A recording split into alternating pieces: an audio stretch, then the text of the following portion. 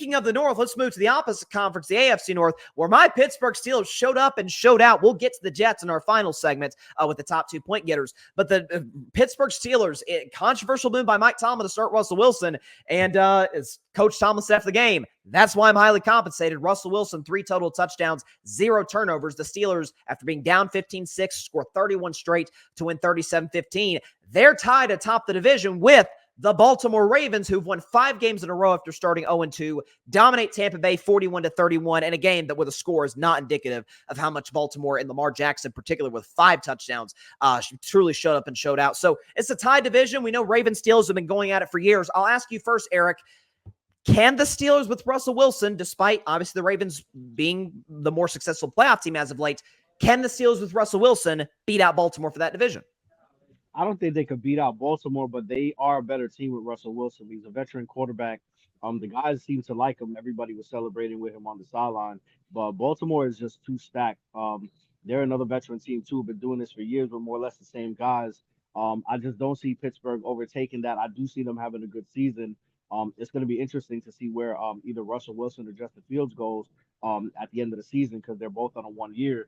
But the Ravens all around are they're looking good. Lamar's looking like the MVP. The defense could pick it up a little bit, but I think as the season goes, they're definitely going to gain that momentum and be a solid defense like they normally are. So yeah, I don't see Pittsburgh overthrowing them right now. That's fair. And again, the way Lamar Jackson is playing, I mean, it appears today, I think Vegas has him as the front runner to win league MVP, and I'm sure that'll be a conversation that we revisit week and week again on the show. And I mean, like you said, if we're going to compare the defense, the Steelers had the Ravens beat by a mile, but offensively, now they've got Zay Flowers kind of coming in, hit his own Mark Andrews, Derrick Henry taking that offense to another level. So you make a fair point on the Ravens and the Steelers. To you right now, Tyler, can the Steelers with Russell Wilson, the offense scoring the most points it has in a win since, I think, 2020, can they overtake Baltimore for the division? I don't want to say that they'll win the regular season division. I do not think that they will do that. I think they could beat them, though, in a playoff matchup. You look at Mike Tomlin, this guy, he could try to go under 500 and won't. You look at the last 10 seasons, there's so many times where his team was just fumbling apart.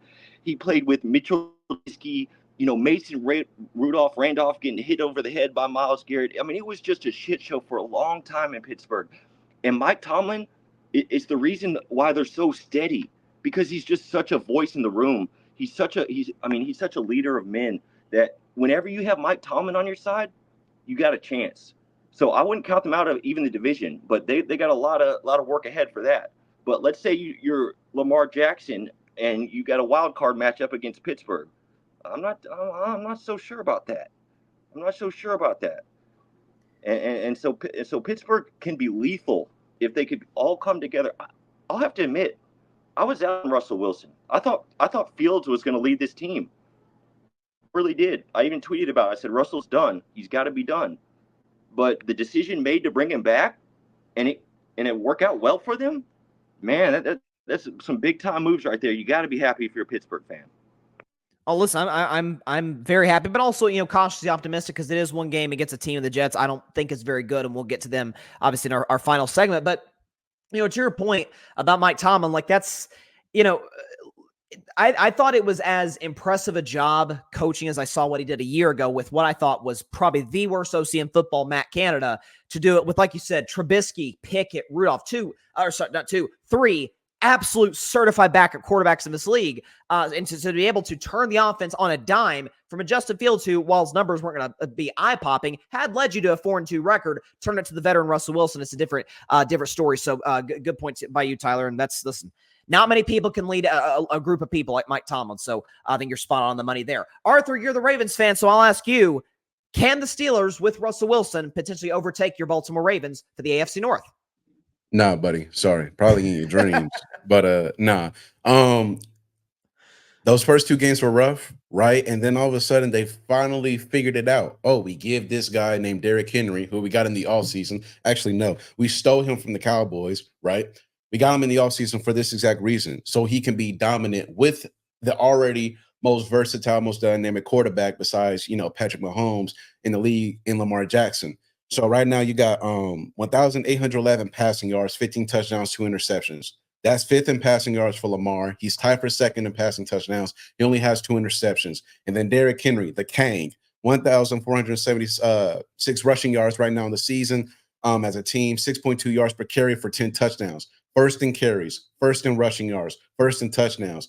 The defense is right now the best rushing defense in the league. However, I am concerned about that passing defense. I don't know what's going on. They have really good guys on the defense, Marlon Humphrey and things of that nature, but it's like, okay, how can you be – we know that you can't stop everything on the defensive side of the ball, but there's no reason why you should be really good at the rushing defense, but you're giving up the air attack. So that would be my worry with me if I'm playing against the Steelers with Russell Wilson at the quarterback position, and I see the numbers that he was able to distribute to the wide receivers on Sunday. Now, yes, granted, it is the Jets, but still the Jets have a pretty good defense, right? So that's what I would be worried about is the passing attack of the Baltimore Ravens. Everything else, I'm like, dude, this is what I've been looking for, right? A dynamic quarterback play who's really passing the ball and running very well. Derrick Henry, who's right now carrying this team with his rushing attack and a rushing attack of the defense that's playing phenomenal. So now I got to still give it to Baltimore. That's fair. But like you said, as far as the Ravens struggles, stopping the pass, George Pickens and Russell Wilson seem to have a pretty good connection. Pickens with his first 100-yard game of the year. I'll ask you quickly before we move to Paris, is the loss of Mike McDonald, you think, the cause of all this? Because it's mostly the same personnel in the back end.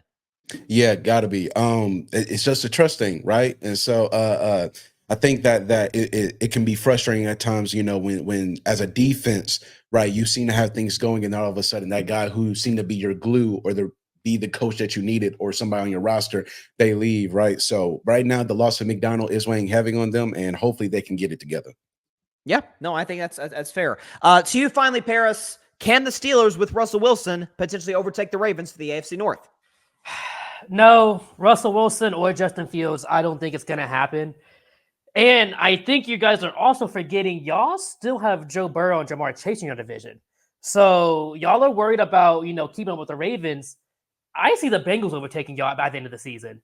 And I'm not going to say the Steelers can't make the playoffs, but we know what Joe Burrow does. We know what the Bengals do. They start off slow. This is the slowest they've started by far. But Jamar Chase now leads the league in receiving yards. So obviously they've got it back together. And the Steelers' schedule doesn't really help them. They really only got 3 games coming up that you can say they should win. You got the Giants, and you have back-to-back games against the Browns, which I don't even know if it was a game anymore because they got Nick Chubb back. And that's a huge weapon. Now, and then the Bengals, they get to face the Browns, the Cowboys, the Titans, the Raiders. They got a multiple games that they should win. So, no, they can't keep up with the Ravens, but can they even keep the number 2 spot? I don't think so. I think by the end of the season, they'll drop down to the number 3 spot, and not even just because they're a bad team. I just think over time, with the team the Bengals have and their schedules, the Bengals are going to overtake them. That's fair, and I think in the long run, or certainly in the postseason, I think we can agree on this. Like, Burrow is probably the scariest playoff quarterback that we have in the National Football League, obviously to Mahomes. And Yep. So, and with the duo with him and Jamar Chase, the thing with Cincinnati is, can Burrow be healthy? Can Jamar Chase be healthy? This feels like most likely going to be T. Higgins' final year in Cincinnati before he moves on. So trying to kind of capitalize on that window. It's going to be key for them, but their defense has stepped it up the last 2 weeks. Now, granted, it's Daniel Jones and then a half of Deshaun Watson, so you would think you're going to step up to the plate and get the job done. But the confidence now. Exactly. Well, exactly. It's confidence. Why do basketball teams, shoot a bunch of threes in warmups, like just to kind of get that rhythm, get that confidence going, like you said. So I think that's a fair point. Arthur, you were straight and to the point, and you really broke it down very well. I'm going to give you the best take, give you 5 points, which puts you in the lead with 13. Tyler in second, 3 points here for you, get you to 4 points in total. Paris, 1 point, which will get you to 9.